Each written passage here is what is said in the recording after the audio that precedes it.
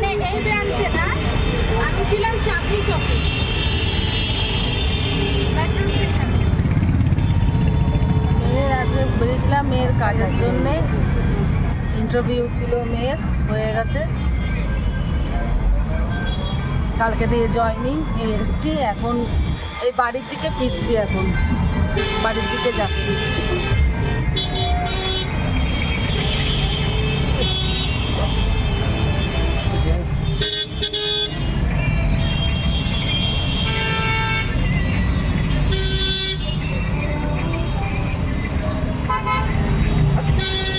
এই খালি traffic police না, কলকাতা পুলিশও রয়েছে। কলকাতা পুলিশ না, এই সিভিক পুলিশদেরই এখন ড্রেসের কালার কলকাতা পুলিশের মতন করে দিয়েছে। তাই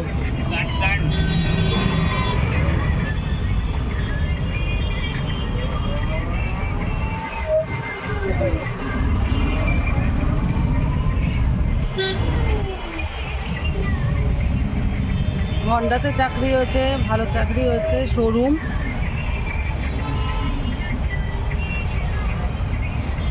আজকে খুব আনন্দ সবার।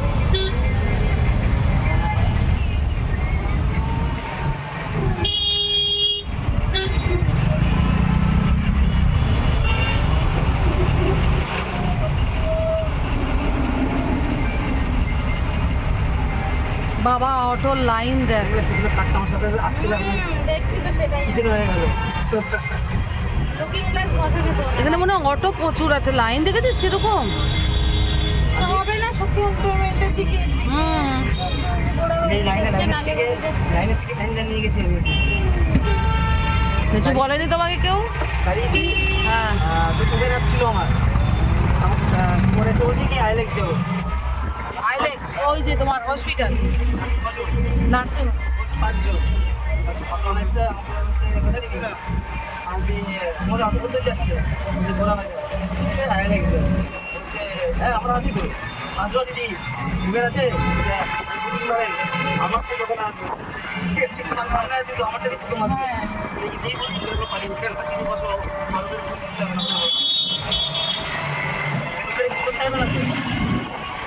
আমি অটো থেকে তুমি নিয়ে এই হচ্ছে ইন্ডিয়া, আমাদের কলকাতা।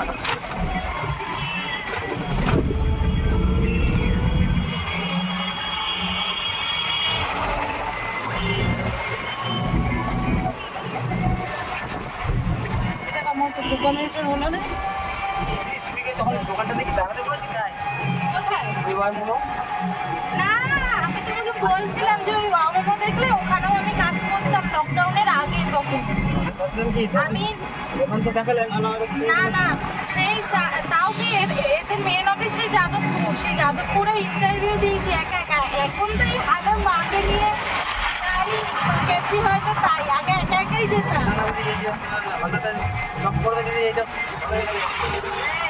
তখন একা একা যেতাম জানো, সেই যাদবপুর শিয়ালদা থেকে ট্রেন চেঞ্জ করে। কাপড়ের দোকান সেলসম্যানের থেকে এটা অনেক হাই ফাই, হ্যাঁ অনেক হাই ফাই।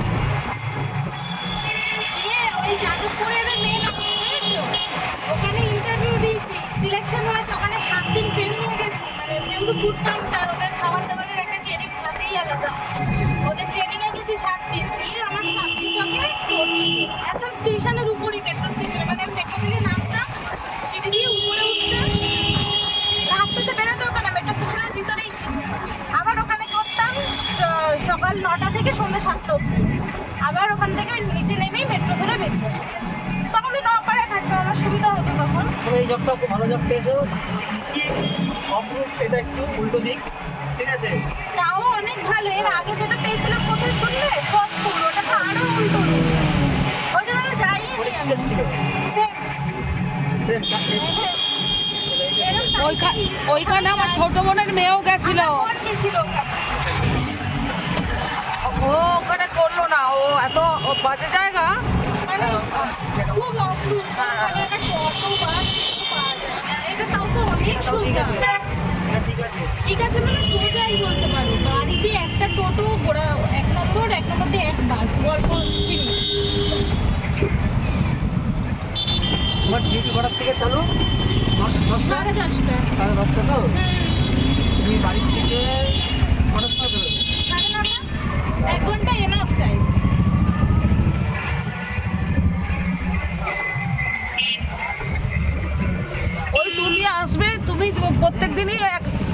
দিও 1 নম্বর অবধি, বুঝছো? 1 নম্বর কি দরকার বলে পুরোটা ছেড়ে দিও। তাহলে আমি মাইনে খাবে তোমারা দিয়ে দিতাম। দাঁড়া, এই কালকে তো? কালকে দিয়ে প্রত্যেক দিনই, হ্যাঁ, কালকে আমি তোমাকে পুরোটা ঢুকতে পারবো। প্রথম দিন। হ্যাঁ। আচ্ছা, আমি রিয়াকে বলছিলাম পিন্টু ডাকে সাথেই চলে আসিস না, না, কালকে দেখতে- রোজই। তা বলছে মা তাহলে পিন্টু ডাকে পুরো ভাই নেই তো মাস গেলে তাহলে আমি আমার কাছে আর কিছু থাকবে না। দাদা ডিউটি দিতে। হ্যাঁ? দাদা ডিউটি। সীমান্তের এটা সাড়ে 9। ওর ডিউটির সাথে আমার এইটা মেলাতে পারবো না। কেন বলো তো, ব্যাপারটা কি হয়, ও এক এক দিন এক এক রুটে বেরোয়, বুঝছো তো? একদিন ধরো বারাসাত, একদিন সেক্টর 5, একদিন বাগুইহাটি। যেমন আগে যখন গোড়াবাজারে কাজ করতাম তখন ও আমাকে ড্রপ করে তখন বেরিয়ে যেত, কিন্তু এটা সম্ভব হবে না, কারণ দুটো কোন দিন কোন রুটে বেরোয় তার তো কোনো ঠিকানা নেই।